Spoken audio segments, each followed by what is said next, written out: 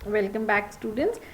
This is our presentation, probably covering the last topic from the inclusive strategies, which talks about the lesson planning. As such, if you see, this is the entire PDF which talks of universal design for learning and inclusive methodologies. पूरा PDF ਤੁਹਾਨੂੰ go through ਕਰਨ ਦੀ ਲੋੜ ਨਹੀਂ ਹੈ. Just ਇੱਕ overview ਲਈ, if you talk of what is UDL, this is a UDL basically when you talk of inclusiveness, ਤਾਂ ਆਪਾਂ ਨੂੰ ਜਦੋਂ ਆਪਾਂ ਕਹਿੰਦੇ ਕਿ ਆਪਣੇ ਕੋਲ ਸਟੂਡੈਂਟਸ ਹੈ ਡਿਫਰੈਂਟ ਵੈਰਾਈਟੀਜ਼ ਦੇ ਡਾਇਵਰਸਿਟੀਜ਼ ਹੈ, ਤਾਂ ਇਸ ਕਰਕੇ ਸਾਨੂੰ ਕੁਝ ਇਹੋ ਜਿਹੇ ਕਰਿਕੂਲਮ ਫਰੇਮਵਰਕਸ ਦੀ ਲੋੜ ਸੀਗੀ ਜਿਹੜੇ ਕਿ ਇੰਸਟਰਕਸ਼ਨਲ ਸਟ੍ਰੈਟਜੀਜ਼ ਤੇ ਇੰਕਲੂਸਿਵ ਪ੍ਰੈਕਟਿਸਿਸ ਨੂੰ ਪ੍ਰਮੋਟ ਕਰਨ, ਤਾਂ ਜੋ ਕਲਾਸ ਦੇ ਵਿੱਚ ਹਰ ਬੱਚਾ ਜਿਹੜਾ ਸਾਡੀ ਟੀਚਿੰਗ ਤੋਂ ਬੈਨੀਫਿਟ ਲੈ ਸਕੇ। ਤਾਂ ਕੁਛ ਚੀਜ਼ਾਂ ਆਪਾਂ already curriculum modification assistive technology 'ਚ ਡਿਸਕਸ ਕਰ ਚੁੱਕੇ ਹਾਂ। ਤਾਂ ਉਸਦੇ ਲਈ ਆਪਣੇ ਕੋਲ ਓਵਰਆਲ ਵਰਲਡ ਓਵਰ ਜੋ ਸੋਲਿਊਸ਼ਨ ਨਿਕਲ ਕੇ ਆਇਆ ਉਹ ਯੂਨੀਵਰਸਲ ਡਿਜ਼ਾਈਨ ਫॉर ਲਰਨਿੰਗ ਦੇ ਕੰਟੈਕਸ ਵਿੱਚ ਨਿਕਲ ਕੇ ਆਇਆ। ਸੋ ਦਿਸ ਵਾਜ਼ ਵਾਟ ਵਾਜ਼ ਪ੍ਰਪੋਜ਼ਡ ਔਰ ਡਿਜ਼ਾਈਨਡ ਕਿ ਕਿਸ ਤਰ੍ਹਾਂ ਦਾ ਡਿਜ਼ਾਈਨ ਬਣਾਇਆ ਜਾਵੇ ਜਿਹੜਾ ਕਿ ਸਰਵ ਵਿਆਪੀ ਹੋਵੇ, ਸਿੱਖਣ ਪ੍ਰਕਿਰਿਆ ਸਭ ਦੀ ਪ੍ਰਮੋਟ ਕਰੇ। ਇਸ ਦੇ ਵਿੱਚ ਬੇਸਿਕਲੀ ਜਿੰਨੇ ਵੀ ਬੈਰੀਅਰਸ ਹੁੰਦੇ ਨੇ ਕਲਾਸਰੂਮ ਦੇ ਵਿੱਚ ਜੋ ਬੱਚੇ ਦੀ ਸਿੱਖਣ ਦੇ ਵਿੱਚ ਇੱਕ ਰੁਕਾਵਟਾਂ ਬਣ ਕੇ ਉੱਪਰਦੇ ਨੇ, ਉਹਨੂੰ ਘਟਾਇਆ ਜਾਂਦਾ ਅਤੇ ਹਰ ਬੱਚੇ ਦੀ ਲਰਨਿੰਗ ਨੂੰ ਮੈਕਸੀਮਮ ਕੀਤਾ ਜਾਂਦਾ, ਕਿਉਂਕਿ ਇਹ ਮੰਨ ਕੇ ਚੱਲਦਾ ਕਿ ਹਰ ਬੱਚੇ ਦੀ ਆਪਣੀ ਬੈਕਗਰਾਊਂਡ ਹੈ, ਆਪਣੀਆਂ ਪ੍ਰੈਫਰੈਂਸਿਸ ਨੇ, ਆਪਣੀਆਂ ਤਾਕਤਾਂ ਨੇ, ਆਪਣੀਆਂ ਲੋੜਾਂ ਨੇ, ਆਪਣੀ ਰੁਚੀਆਂ ਨੇ। ਇਸ ਕਰਕੇ ਇੱਕ ਤਰ੍ਹਾਂ ਦਾ ਕਰਿਕੂਲਮ ਹੋਣਾ ਚਾਹੀਦਾ ਜਿਹੜਾ ਹਰ ਅਤੇ ਸਾਰੇ ਬੱਚਿਆਂ ਦੀਆਂ ਲੋੜਾਂ ਨੂੰ ਪੂਰਾ ਕਰੇ। ਸੋ ਜਨਰਲੀ ਇਸ ਦੇ ਵਿੱਚ ਜੇ ਤੁਸੀਂ ਦੇਖੋਗੇ PDF ਵਿੱਚ ਉਹ ਐਕਸਪਲੇਨ ਕੀਤਾ ਹੋਇਆ ਕਿ ਕਿਉਂ ਸਾਡੀਆਂ ਸਾਰਿਆਂ ਦੀਆਂ ਲਰਨਿੰਗਸ ਹੈ ਜਿਹੜੀਆਂ ਉਹ ਡਿਫਰੈਂਟ ਹੁੰਦੀਆਂ ਨੇ।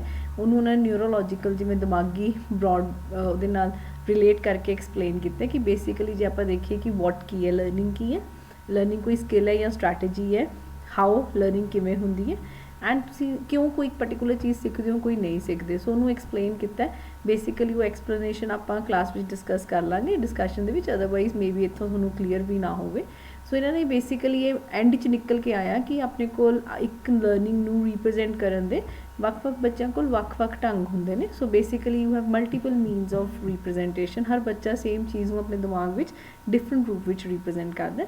ਫਿਰ ਮਲਟੀਪਲ ਮੀਨਸ ਆਫ ਇੰਗੇਜਮੈਂਟ ਵੀ ਨੇ ਕਿ ਜਦੋਂ ਤੁਹਾਨੂੰ ਕੋਈ ਇੱਕ ਇਨਵਾਇਰਮੈਂਟ ਦਿੱਤਾ ਜਾਵੇ ਉਸ 'ਚ ਹਰ ਬੱਚਾ ਇੱਕ ਡਿਫਰੈਂਟ ਤਰ੍ਹਾਂ ਦਾ ਚੈਲੰਜ ਫੇਸ ਕਰੂਗਾ। ਇਸ ਕਰਕੇ ਹਰ ਬੱਚੇ ਨੂੰ ਡਿਫਰੈਂਟ ਲੈਵਲ ਦੀ ਮੋਟੀਵੇਸ਼ਨ ਚਾਹੀਦੀ ਹੈ, ਹਰ ਬੱਚੇ ਦਾ ਇੰਟਰਸਟ ਡਿਫਰੈਂਟ ਹੋਊਗਾ। ਸੋ ਸੇਮ ਚੀਜ਼ ਲਈ ਇੱਕੋ ਤਰ੍ਹਾਂ ਤੁਸੀਂ ਉਸ ਚੀਜ਼ ਨਾਲ ਰਲਦੇ ਮਿਲਦੇ ਨਹੀਂ, ਹਰ ਬੱਚਾ ਡਿਫਰੈਂਟਲੀ ਡੀਲ ਕਰਦਾ। ਐਂਡ ਦੈਨ ਤੁਹਾਨੂੰ ਕਿਸੇ ਚੀਜ਼ ਨੂੰ ਕਹਿਣ ਦਾ ਢੰਗ ਵੀ ਹਰ ਬੱਚੇ ਦਾ ਡਿਫਰੈਂਟ ਹੈ। ਹਰ ਬੱਚੇ ਦਾ ਜਿਵੇਂ ਆਪਾਂ ਕਹੀਏ ਰਾਈਟਿੰਗ ਐਬਿਲਿਟੀਜ਼ ਡਿਫਰੈਂਟ ਹੈ। ਸੋ ਬੇਸਿਕਲੀ ਤੁਹਾਡੇ ਕੋਲ ਮਲਟੀਪਲ ਮੀਨਸ ਹੈ ਰਿਪਰੈਜ਼ੈਂਟੇਸ਼ਨ ਦੇ। ਇਸੇ ਕਰਕੇ ਟੀਚਿੰਗ ਵਿੱਚ ਵੀ ਇਹ ਹੋ ਸਕਦਾ ਕਿ ਅਸੀਂ ਸੇਮ ਚੀਜ਼ ਨੂੰ ਵੱਖ-ਵੱਖ ਢੰਗ ਨਾਲ ਦਿਖਾ ਸਕਦੇ ਹਾਂ। ਵੱਖ-ਵੱਖ ਢੰਗ ਹੈ ਸਾਡੇ ਕੋਲ ਬੱਚਿਆਂ ਨੂੰ ਆਪਣੇ ਲਰਨਿੰਗ ਦੇ ਵਿੱਚ ਇੰਟਰੈਕਟ ਕਰਾਉਣ ਦੇ, ਐਂਡ ਦੈਨ ਐਕਸਪ੍ਰੈਸ਼ਨ ਦੇ ਵੀ ਆਪਣੇ ਕੋਲ ਡਿਫਰੈਂਟ ਮੈਥਡਸ ਹੈ। ਸੋ ਇਹ ਚੀਜ਼ ਉਹਨਾਂ ਨੇ ਮੰਨੀ ਕਿ ਆਪਾਂ ਆਪਣੇ ਦਿਮਾਗ 'ਚ ਵੀ ਇਸ ਨੂੰ ਇਸੇ ਤਰ੍ਹਾਂ ਲੈ ਕੇ ਚੱਲਦੇ ਹਾਂ ਅਤੇ ਅਲਟੀਮੇਟਲੀ ਸੇਮ ਚੀਜ਼ 'ਤੇ ਲੈ ਕੇ ਉਹਨਾਂ ਨੇ universal design of learning propose ਕੀਤਾ, ਰਾਈਟ। ਸੋ ਜਿਹਦੇ ਵਿੱਚ ਬੇਸਿਕਲੀ ਡਿਫਰੈਂਸ਼ੀਏਟਿਡ ਇੰਸਟਰਕਸ਼ਨਸ ਨੂੰ ਇਹ ਸਪੋਰਟ ਕਰਦਾ ਅਤੇ ਮੰਨ ਕੇ ਚੱਲਦਾ ਕਿ ਜੇ ਤੁਸੀਂ ਚਾਹੁੰਦੇ ਹੋ ਕਿ ਸਾਰੀ ਕਲਾਸ ਦੇ ਹਰ ਬੱਚੇ ਨੂੰ ਦੀਆਂ ਲੋੜਾਂ ਪੂਰੀਆਂ ਹੋਣ, ਉਸ ਦੀ ਤੁਹਾਨੂੰ ਆਪਣੀ ਇੰਸਟਰਕਸ਼ਨਸ ਨੂੰ ਡਿਫਰੈਂਸ਼ੀਏਟ ਕਰਨਾ ਹੀ ਪਏਗਾ।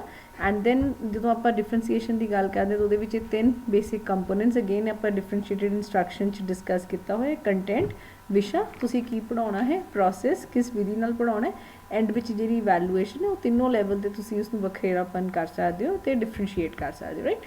ਸੋ ਇਸ ਚੀਜ਼ ਨੂੰ ਯੂਨੀਵਰਸਲ ਡਿਜ਼ਾਈਨ ਆਫ ਲਰਨਿੰਗ ਵੀ ਸਪੋਰਟ ਕਰਦਾ।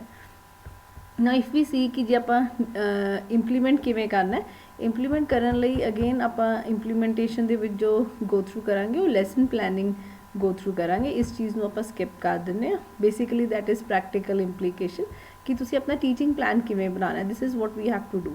ਸੋ ਜਦੋਂ ਆਪਾਂ ਨੇ ਟੀਚਿੰਗ ਪਲਾਨ ਬਣਾਉਣਾ ਤਾਂ ਸਿਮਿਲਰਲੀ ਜਿਵੇਂ ਆਪਾਂ ਲੈਸਨ ਪਲਾਨ ਦੇ ਸਟੈਪਸ ਬਣਾਉਂਦੇ ਹਾਂ ਉਸੇ ਤਰ੍ਹਾਂ ਅਸੀਂ ਸਟਰਕਚਰ ਪਲਾਨ ਅਤੇ ਔਰਗਨਾਈਜ਼ ਕਰਨਾ ਇੱਕ ਲੈਸਨ ਨੂੰ। ਬਸ ਉਸਦੇ ਵਿੱਚ ਜਿਹੜੇ ਪ੍ਰਿੰਸੀਪਲਸ ਹੈ ਉਹ ਯੂਨੀਵਰਸਲ ਡਿਜ਼ਾਈਨ ਦੇ ਲਗਾ ਦੇਣੇ ਨੇ। ਜਿਸਦਾ ਕੀ ਪ੍ਰਿੰਸੀਪਲਸ ਹੈ, ਬੇਸਿਕਲੀ ਤੁਸੀਂ ਐਕਟਿਵ ਲਰਨਿੰਗ ਸਟ੍ਰੈਟਜੀਜ਼ ਯੂਜ਼ ਕਰੋਗੇ, ਮਤਲਬ ਬੱਚਾ ਜਿਹੜਾ ਤੁਹਾਡਾ ਪੈਸਿਵ ਲਰਨਰ ਨਹੀਂ ਹੋਊਗਾ ਉਹ ਐਕਟਿਵਲੀ ਇਨਵੋਲਵ ਹੋਊ ਲਰਨਿੰਗ ਵਿੱਚ। ਜਿਹੜੇ ਡਾਕੂਮੈਂਟਸ ਤੁਸੀਂ ਯੂਜ਼ ਕਰੋਗੇ ਉਹ ਅਸੈਸੀਬਲ ਹੋਣਗੇ, ਹਰ ਬੱਚਾ ਉਹਨਾਂ ਡਾਕੂਮੈਂਟਸ ਤੱਕ ਉਹਦੀ ਪਹੁੰਚ ਹੋਵੇ, ਪ੍ਰੈਜੈਂਟੇਸ਼ਨਸ ਵੀ ਹਰ ਬੱਚੇ ਨੂੰ ਸਮਝ ਆਉਣ ਅਤੇ ਹਰ ਬੱਚੇ ਨੂੰ ਅਸੀਂ ਉਹ ਸਰੋਤ ਜਾਂ ਵਿਧੀਆਂ ਦੇਵਾਂਗੇ ਜਿਸ ਨਾਲ ਉਹ ਸਕਸੈਸਫੁਲ ਹੋ ਸਕੇ, ਇਨ ਦਾ ਸੈਂਸ ਕਿ ਜਿਸ ਨਾਲ ਉਹ ਵਧੀਆ ਲਰਨਿੰਗ ਕਰ ਸਕੇ। ਸੋ ਇਸ ਕਰਕੇ ਤੁਹਾਨੂੰ ਜਦੋਂ ਤੁਸੀਂ ਲੈਸਨ ਪਲਾਨ ਬਣਾਓਗੇ ਅੰਡਰ ਇਨਕਲੂਜਨ ਯੂਨੀਵਰਸਲ ਡਿਜ਼ਾਈਨ ਦੇ ਨਾਲ, ਤਾਂ ਤੁਸੀਂ ਮਲਟੀਪਲ ਲਰਨਿੰਗ ਸਟਾਈਲਸ ਹੈ ਜੋ ਬੱਚਿਆਂ ਦੇ ਡਿਫਰੈਂਟ ਲਰਨਿੰਗ ਸਟਾਈਲਸ ਹੈ ਉਹਨਾਂ ਨੂੰ ਮੀਟ ਕਰ ਪਾਓਗੇ ਅਤੇ ਉਹਨਾਂ ਦੀਆਂ ਲੋੜਾਂ ਨੂੰ ਪੂਰਾ ਕਰ ਪਾਓਗੇ। ਸੋ ਇਹਦੇ ਸਟੈਪਸ ਕੀ ਨੇ? ਸਭ ਤੋਂ ਪਹਿਲਾਂ ਜਿਵੇਂ ਆਪਾਂ ਨੋਰਮਲੀ ਆਪਣੇ ਨੋਰਮਲ ਲੈਸਨ ਪਲਾਨ 'ਚ ਵੀ ਕਰਦੇ ਹਾਂ, ਫਸਟ ਸਟੈਪ ਕੀ ਹੁੰਦਾ, ਆਪਾਂ ਆਬਜੈਕਟਿਵਸ ਬਣਾਉਂਦੇ ਹਾਂ। ਉਸੇ ਤਰ੍ਹਾਂ ਸਭ ਤੋਂ ਪਹਿਲਾਂ ਇਹਦੇ ਵਿੱਚ ਵੀ ਗੋਲਸ ਰੱਖੇ ਜਾਂਦੇ ਨੇ। Goal in the sense can be your country or state standards, ਜੋ ਆਪਾਂ ਨੂੰ ਗੋਲਸ ਆਫ ਐਜੂਕੇਸ਼ਨ ਕੰਟਰੀ ਨੇ ਦਿੱਤੇ ਜਾਂ ਆਪਣੀ ਸਟੇਟ ਨੇ ਦੇਣੇ। ਉਸ ਤੋਂ ਬਾਅਦ ਤੁਸੀਂ ਇੱਕ ਆਪਣੇ ਪਰਟੀਕੂਲਰ ਸਬਜੈਕਟ ਜਾਂ ਪਰਟੀਕੂਲਰ ਟੌਪਿਕ ਦੇ ऑब्जेक्टिव्स बनाओगे जिन्होंने आप इंस्ट्रक्शनल ऑब्जेक्टिव्स बनाने। तो नॉर्मली एक रैकमेंडेशन है कि टीचर्स ने देखना चाहिए कि वो क्लासरूम के पढ़ाने के उद्देश तो देश के सिक्ख्या के उद्देश हैं जोड़े वो वक्रे वक्रे होन। एंड ये भी होवे कि एक उद्देश नू means for attaining the goals are separated from goals and standard. थोड़ा उद्देश तो उद्देश नू हासिल करने का ढंग दोनों वक्रे होने चाहिए। सैकेंड स्टैप विच वंस थोड़े उद्देश डिसाइड हो गए तुसी करंट स्टेटस देखोगे। करंट स्टेटस इन द मीनस कि अज मौजूदा स्थिति में तुसी केड़ी विधि नाल पढ़ा रहे हो, केड़ी मुलांकन विधियाँ चल रही है तो केड़े स्रोत यूज़ किए जा रहे हैं लैसन नू पढ़ाउण लई। तुसी अपने अध्यापन विधि का विश्लेषण करना ये पहचानने लई कि उस अध्यापन विधि के अधीन जो तुसी क्लास पढ़ाउने हो तो क्लास में किहड़े बैरीयर्स आते हैं, किहड़ियां रुकावटां आंदियां, कि हर बच्चे नूं थोड़ी पढ़ाउण दी या विधि है उस नाल समझ आ रहा है या हर बच्चे नूं समझ आ रहा है। प्लस थोड़े जिहड़े अध्यापन स्रोत हैं कि हर बच्चे की पहुँच विच है कि हर बच्चा अपने आप को व्यक्त कर पा रहा है उस विधि के अंडर। सो इसके जो आंसर्स मिलणगे तो तुहानूं ये पता लग जाएगा कि मेरी टीचिंग दे विच या साडी क्लासरूम विच बैरीयर्स की ने, रुकावटां की ने। दैन तुसी अपने पर्टिकुलर विधि नूं थर्ड लैवल ते की करोगे, यूनीवर्सल डिज़ाइन ऑफ लर्निंग है जिहड़ा वो इंप्लीमेंट करोगे।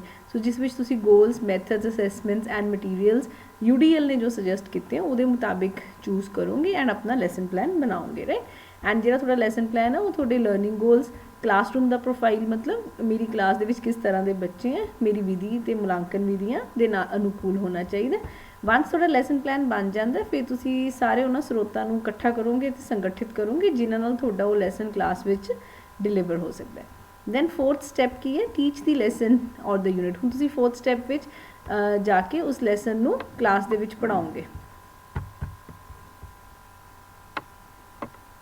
सो आप की कर रहे हैं, मिनीमाइज़ कर रहे हैं barriers and realise the strengths and challenges of each learner. So जो आप क्लास में जावांगे कोशिश करांगे कि रुकावटां घट तो घट हो तो हर बच्चे की ताकत तो हर बच्चे दी चुनौतियां ने जिहड़ियां उन्होंने पहचान के असी अपनी टीचिंग प्रैक्टिसिस नूं प्रभावशाली ढंग नाल डिलीवर करांगे, राइट। सो तुसी मैक्सीमम बच्चों को इंगेज करोगे, मैक्सीमम लर्नर्स हैं जिहड़े वो तुहाडी टीचिंग दे विच तुहाडे नाल जुड़नगे। एंड दैन एंड दे विच तुसी इवैलूएट भी करोगे ये देखने लई कि तुहाडे बच्चों को चीज़ समझ आई है या नहीं। सो बेसिकली जो वो कहते हैं कि दिस इज़ वॉट दे एक पिक्चर फॉर्म दे विच जो अपने को इंप्लीमेंट होकर आंदा तो अपने को ये चीज़ निकलती है। आप अगे जाके करांगे। दिस इज़ बेसिकली तुसी ये 4 चीज़ां डिज़ाइन कर लियां, गोल, इंस्ट्रक्शन, मटीरियल तो असैसमेंट। फिर दैन तो ये थोड़ा क्लासरूम है जिहदे विच 3 टायर्स विच तुसी अपनी इंस्ट्रक्शन नूं वंडोगे। 10 टायर्स मीनस 3 लैवल्स।